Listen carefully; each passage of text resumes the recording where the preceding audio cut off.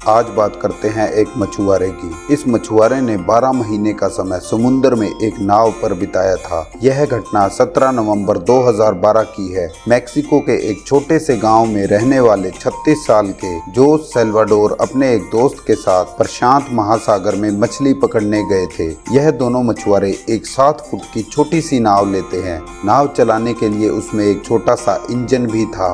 वो दोनों मछली पकड़ने का जाल भी लेते हैं और कुछ खाने पीने का सामान भी। उन दोनों की यही सोच थी कि समुद्र में कुछ घंटे रहने के बाद वह मछली पकड़कर वापस आ जाएंगे। समुद्र में 130 किलोमीटर अंदर जाने के बाद वह अपना मछली पकड़ने का जाल फैलाते हैं। तभी समुद्र में तूफान आ जाता है। दोनों मछुआरे समझ जाते हैं कि जान बचाकर नहीं भागे तो उनकी मौत हो सकती है। वे दोनों मछली पकड़ने वाला जाल वहीं छोड़कर किनारे की तरफ भागते हैं। कई घंटों का सफर करने के बाद उनकी छोटी सी नाव किनारे तक पहुंच जाती है, लेकिन किनारा अभी भी 18 से 20 किलोमीटर बाकी था। किनारा देखकर दोनों मछुआरे खुश हो जाते हैं कि उनकी जान बच गई, लेकिन तभी इनकी नाव का इंजन खराब हो जाता है। इन दोनों मछुआरों के लिए नाव संभालना मुश्किल हो गया था। अच्छी बात यह थी कि उस नाव में एक छोटा सा रेडियो था जिसके सिग्नल से किनारे तक संदेश भेजा जा सके। दोनों मछुआरों ने ऐसा किया भी, लेकिन किनारे से संदेश आता तब तक उनके रेडियो की बैटरी डेड हो चुकी थी। अब दोनों मछुआरे वहीं बैठकर इंतजार करने लगे, शायद किसी की नज़र उन पर पड़ जाए और उन्हें बचाने के लिए कोई आ जाए। तभी कुदरत उन दोनों के साथ एक और बुरा खेल खेलती है। किनारे से समुद्र की ओर तेज हवाएं चलने लगती है। हवा की स्पीड इतनी ज्यादा थी कि उनकी नाव किनारे से बीच समुद्र की ओर बढ़ने लगी। जो किनारा उन्हें दिखाई दे रहा था वह अब गायब होने लगा था। अब दोनों मछुआरे समुद्र के 450 किलोमीटर अंदर तक जा चुके थे। देखते ही देखते 10 दिनों का वक्त बीत चुका था। उनके लिए 1 घंटे का वक्त भी 1 महीने के बराबर था।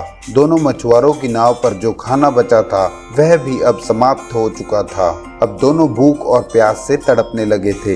इन दोनों ने नाव पर बैठने वाले पक्षियों को मारना शुरू किया। मारे हुए पक्षियों को कच्चा ही खाने लगे। वे दोनों किस हालात से गुजर रहे थे उनके सिवा और कोई नहीं जानता था। उसके बाद एक ऐसी घटना होती है जिसके बारे में किसी ने सोचा भी नहीं था। साल्वाडोर का साथी मछुआरा इतना घबरा गया था।